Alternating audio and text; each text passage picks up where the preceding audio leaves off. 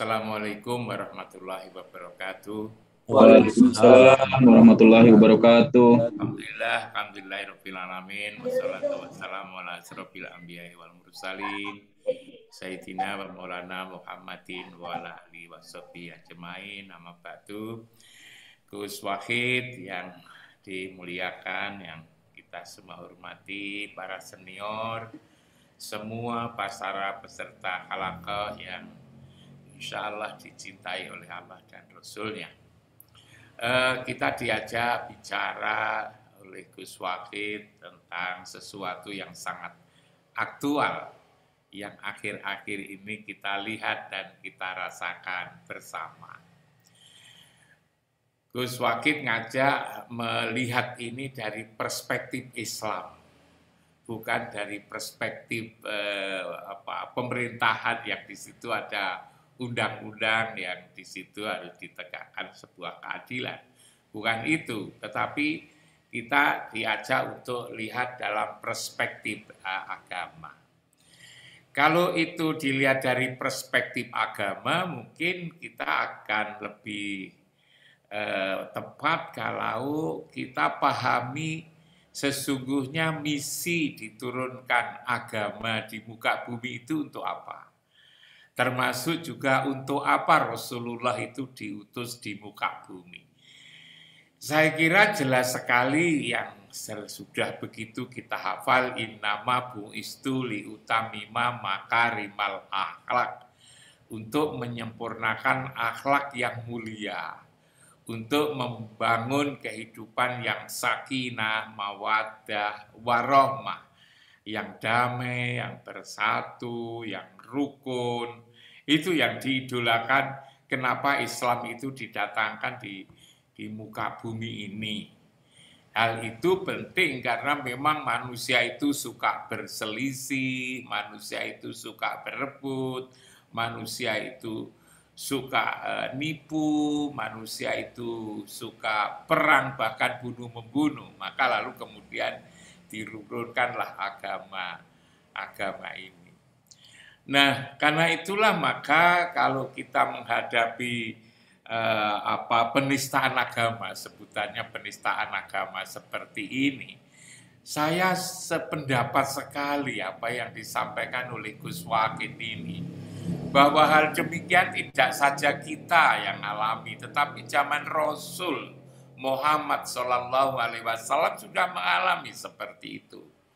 Bahkan nabi-nabi sebelumnya seperti Ibrahim yang itu berhadapan dengan Namrud, lalu kemudian Musa dengan Fir'aun, gitu kan, tidak saja menistakan, tetapi juga mau membunuh, coba membakar Ibrahim, lalu kemudian juga Musa juga dikejar-kejar seperti itu. Begitu juga para rasul yang lain.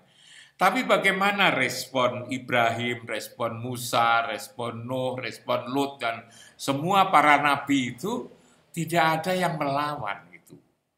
Tidak melawan lalu kemudian ngajak membalas untuk membunuh, ternyata juga tidak. Rasul Muhammad juga begitu.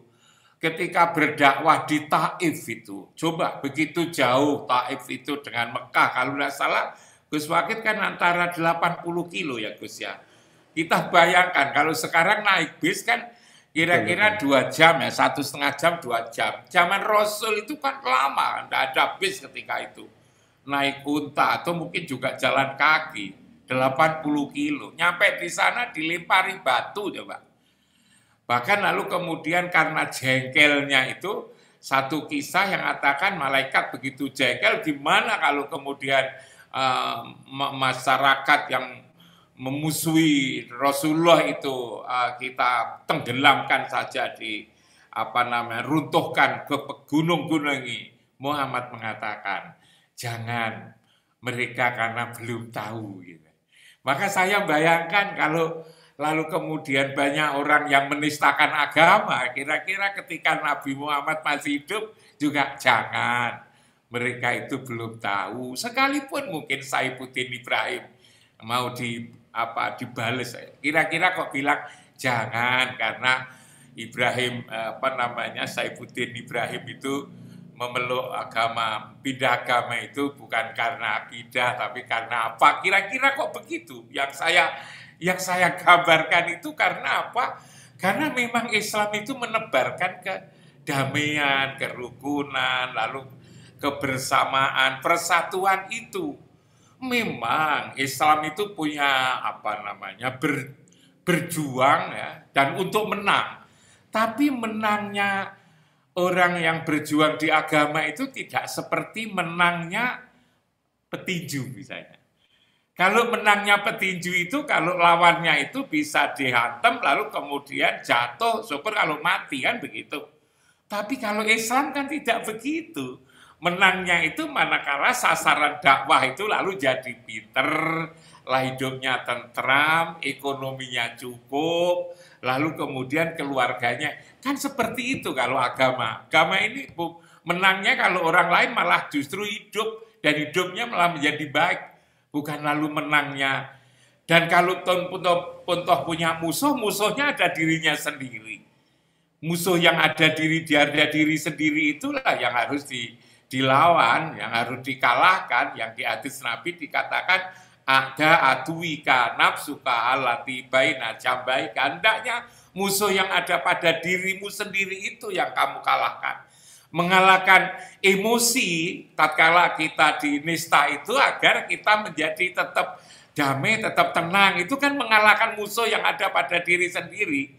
Kalau ada orang yang menghina ini lalu kemudian kita senyum-senyum karena kamu belum mengerti kan gitu kira-kira Gus Wakid ya, karena belum paham. Jadi Islam itu begitu indahnya itu yang saya gambarkan.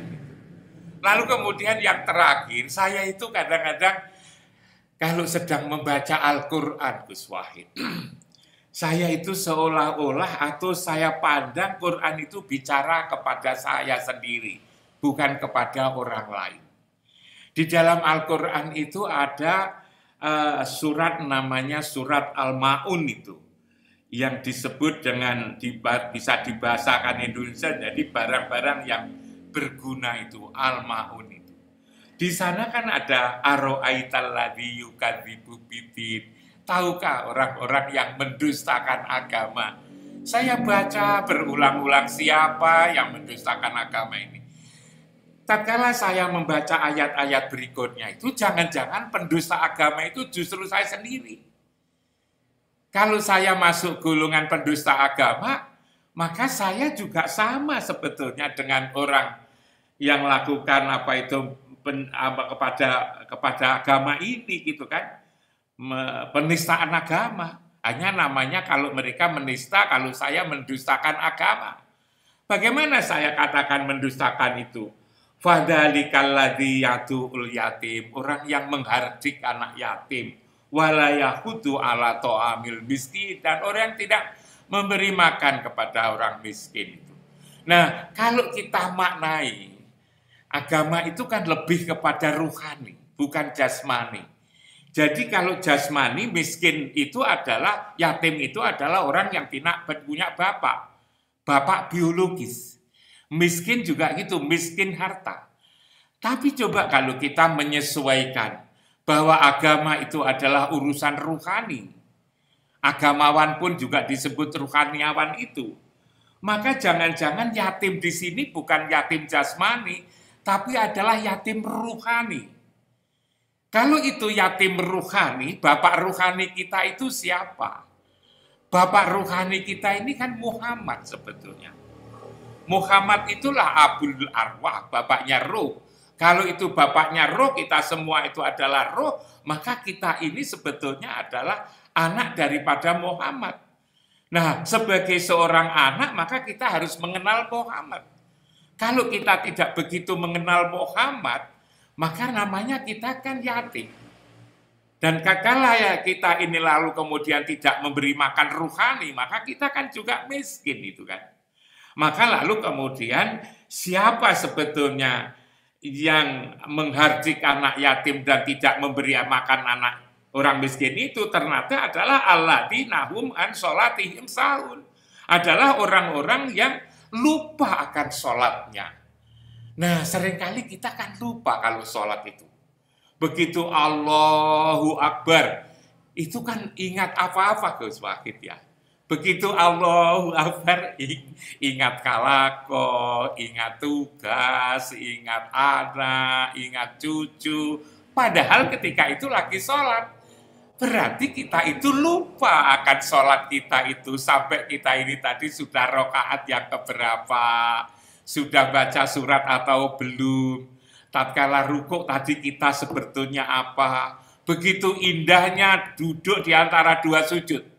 Robbik firli warhamni wajburni warfa'ni warzukni wahdini wa'afini warfu'ani.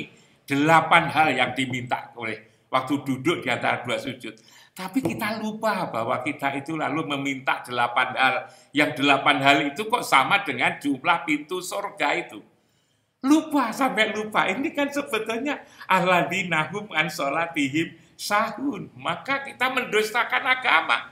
Jadi kalau Saibuddin Samsudin itulah ya kita sebut penistaan agama, kita jangan-jangan di dalam surat ini kita mendustakan agama.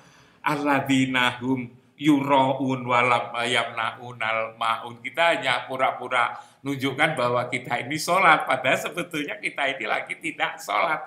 Nah, mendengarkan, memperhatikan ayat ini, saya lalu menjadi tidak berani, Gus Wahid, untuk mengatakan orang itu menista agama yang lalu kemudian harus dihukum. Jangan-jangan saya ini juga menjadi bagian yang harus dihukum.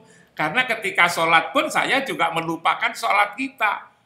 Dan kalau misalnya yatim dan miskin ini dimaknai bahwa yatim roh, maka kalau yatim fisik, menjelang puasa begini orang-orang yatim di Malang Selatan kampung saya ini, dikasih uang beras 10 kilo lalu uang 500.000 kan sudah bisa diajak ke masjid. Tapi kalau itu yatim ruhani, tidak ingat Muhammad, itu lalu kemudian apa? Apa yang mau dikasih apa? Yang membuat kerusakan di bumi ini kan karena mereka lupa akan bapaknya, lupa Muhammad sebagai bapaknya, bapak roh. Yang namanya perang yang ada di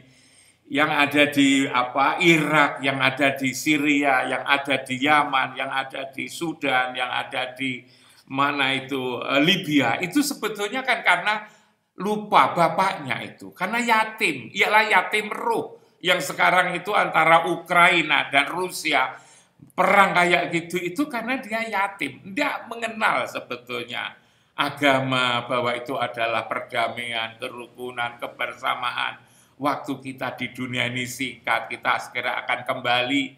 Tatkala kembali kita harus tahu tempat kembali, jalan kembali dan juga bekal kembali. Tetapi ketika kita di dunia disibukkan oleh persoalan-persoalan permusuhan seperti ini.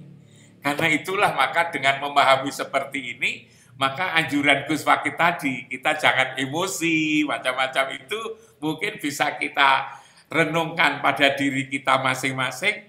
Jangan-jangan kita ini juga termasuk orang yang mendustakan agama. Kita melupakan Muhammad, Rasulullah. Kita masih mencintai macam-macam di atas mencintai Allah dan Rasul. Padahal manakala kita mencintai yang lain, melebihi mencintai Allah dan Rasul, kita sebetulnya juga diancam oleh Allah. Saya memanai kok seperti itu, Gus Wahid. Jadi saya menerjemahkan Gus Wahid tadi, coba kita membaca diri kita masing-masing. Jangan-jangan kita ini juga menjadi bagian penista agama. Wong sholat saja lupa ketika kita itu lagi sholat. Mohon maaf Gus Wahid. Terima kasih Prof. Imam Suprayogo. Assalamualaikum warahmatullahi wabarakatuh. Waalaikumsalam warahmatullahi wabarakatuh. Saya melihat ini.